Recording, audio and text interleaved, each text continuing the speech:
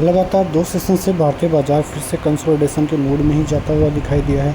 और जैसा कि हम बातचीत भी कर रहे थे कि भारतीय बाज़ारों की अब जो लीडरशिप है वो बैंक निफ्टी लेता हुआ नज़र आ रहा है।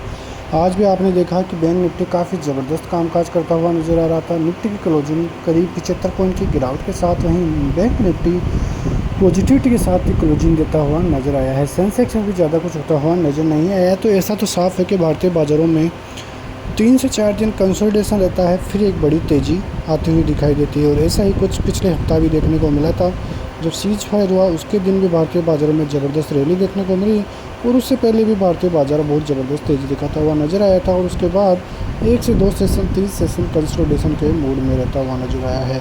तो कुल मिला के बात यही है कि भारतीय बाज़ार अब जो है 25,000 ऊपर की तरफ और नीचे की तरफ 24,800 इस रेंज में थोड़ा फंसता हुआ नज़र आ रहा है। यदि इससे ऊपर निकलेगा बाज़ार तो आपको अच्छी खासी तेज़ी की संभावनाएं देखने को मिलेगी। आज भी आप देखिए कि निफ्टी की जो स्ट्रेटेजी है वो आज भी 25,080 से 25,120 जो कि बाज़ार की पहली रुकावट भी थी, और आगे भी ये रुकावट कल के लिए भी देखने को मिलेगी। अब रणनीति जो होनी चाहिए वो होनी चाहिए नीचे की तरफ 24,867 से 931 का एक अहम बेस। यहाँ तक बाज़ार की हर गिरावट में ख़रीदारी करते हुए हम चल सकते हैं। वहीं 25,080 25,120 ये पहली रुकावट है। अगर यह पार हुई तो बाज़ार 25,190 25,233 और 25,233 के ऊपर बाज़ार 267 और 305 तक जाता हुआ दिखाई देगा, जो कि बाज़ार की बहुत ज़बरदस्त रेंज साबित हो सकती है। और ये बाज़ार के लिए टारगेट भी आगे के खुलते हुए नज़र आ सकते हैं। तो बाज़ार के लिए बहुत अहम संकेत यहाँ पे मिलते हुए दिखाई दे रहे हैं। इसके अलावा बात करें बाज़ारों के लिए एफआईआईज़ की, तो एफआईआईज़ भारतीय बाज़ारों की तरफ काफ़ी ज़बरदस्त तरीके से अट्रैक्ट होते हुए दिखाई दे रहे हैं। भारतीय बाज़ारों में पिछले कई दिनों से आपने देखा कि सितंबर अक्टूबर के महीने से ही सितंबर अक्टूबर 2024 वहाँ पे भारतीय बाज़ारों में एफआईआईज़ की सेलिंग की शुरुआत हो गई थी। बाज़ार में 50,000 करोड़ 1 लाख करोड़ तक की सेलिंग एक महीने में देखने को मिली है। और टोटल सेलिंग की बात करें तो 2.5 लाख करोड़ से ज़्यादा की सेलिंग एफआईआईज़ पिछले 5 से 6 महीने में करते हुए नजर आए हैं। उनकी बाइंग केवल पिछले 2 महीनों से आई है, तो पिछले 2 महीनों में भी ज़्यादा कुछ देखने को नहीं मिला।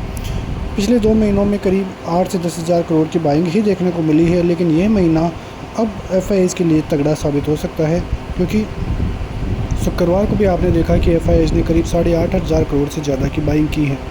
एक तरह से अनुमान लगाए तो यदि टोटल सेलिंग का एफआईआईज़ आधी बाइंग भी करे भारतीय बाज़ारों में, तो आप अनुमान लगा सकते हैं कि भारतीय बाज़ार कहाँ तक पहुँचते हुए नज़र आएंगे। इसके पीछे का रीज़न ये है कि भारतीय बाज़ारों में एफआईआईज़ की इतनी सेलिंग के बाद भी करीब 14 से 15% का करेक्शन देखने को मिला था।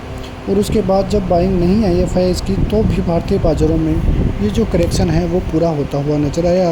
और अच्छी खासी बाइंग भारतीय बाज़ारों की तरफ से डीआईएस में करते हुए नज़र आए हैं। डीआईएस ने भारतीय बाज़ारों को काफ़ी ज़बरदस्त सहारा दिया है। काफ़ी ज़बरदस्त पैसा डीआईएस का भारतीय बाज़ारों में इन्वेस्टमेंट भी देखने को मिला है। तो यदि एफआईआईज़ का साथ भी भारतीय बाज़ारों को मिलता है तो आप अनुमान लगा सकते हैं कि भारतीय बाज़ार आने वाले दिनों में किन लेवलों तक जाते हुए दिखाई देंगे। क्योंकि यहाँ पे आप देखोगे कि जब तक बाज़ार में 24,800 अभी बरकरार है, कई विशेषज्ञ ये भी कर रहे हैं कि ट्रेंड अभी ऊपर का ही है। बाज़ार यदि 24,800 बरकरार रहता है तो फिर भारतीय बाज़ारों के लिए काफ़ी अहम संकेत आने वाले दिनों में होंगे। कोई भी लॉजिकल ट्रेडर देख सकता है कि निफ्टी को बैंक निफ्टी आउट परफॉर्म आज करता हुआ दिखाई दिया है। तो ये सभी संकेत भारतीय बाज़ारों के लिए आने वाले दिनों के लिए काफ़ी अहम होते हुए दिखाई देंगे। इसके अलावा कोई ऐसी न्यूज़ नहीं है जिसकी वजह से भारतीय बाज़ारों में कोई बड़ी गिरावट देखने को मिले। कुल मिला के भारतीय बाज़ार अब एफआईआईज़ की तरफ ही देखता हुआ नजर आया है। तो ये जो क्वार्टरली नतीजे भारतीय बाज़ारों में आते हुए दिखाई दिए हैं वो अच्छे खासे नतीजे आते हुए दिखाई दिए हैं, जिसके बदौलत कई स्टॉक्स में काफ़ी ज़बरदस्त तेज़ी भी देखने को मिली है। भारतीय बाज़ार ज़बरदस्त तरीके से आउट परफॉर्मेंस करने के बाद थोड़ा बहुत रुकता भी है, क्योंकि यदि रेगुलर ही बाज़ार चलेगा तो फिर कोई मतलब भी नहीं रह जाता। इसलिए भारतीय बाज़ारों में तेज़ी, उसके बाद 2 से 3 दिन कंसोलिडेशन का मूड माहौल, और फिर से भारतीय बाज़ार एक नए मूड माहौल में नज़र आते हैं। तो ये सभी चीज़ें भारतीय बाज़ारों के लिए आने वाले दिनों के लिए भी काम करती हुई नजर आएगी। और यदि इसी प्रकार भारतीय बाज़ार आउट परफॉर्म करता रहा तो कुछ ही दिनों में भारतीय बाज़ार ऑल टाइम हाई के नज़दीक भी पहुंचता हुआ नजर आएगा। तो ये सभी चीज़ें काफ़ी अहम रहेगी।